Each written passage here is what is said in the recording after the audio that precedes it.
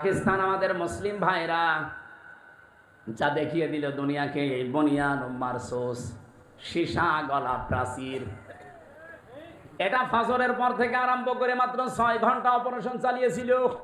Bharat operation করেছিল, operation সিঁদুর। ওদের জবাবে এরা বানিয়েছে অপারেশন বনিয়ান মারসুস।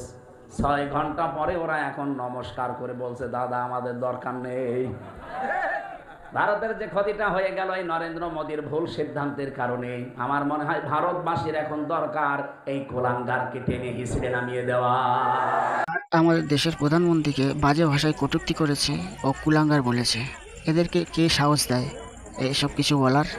ভিডিওটি বেশি বেশি করে শেয়ার করুন যাতে ঠিক জায়গায় পৌঁছায় ও শাস্তি পায়। এরা পাকিস্তানের দালাল, এরা বাংলাদেশে থেকে পাকিস্তানি বাংলাদেশে থেকে এইসবগুলো করছে, বড় বড় কথা বলছে। এদেরকে বয়কট করুন। এরা কিভাবে পাকিস্তানের হয়ে মিথ্যে মিথ্যে গল্পগুলো মানুষকে বোঝাচ্ছে।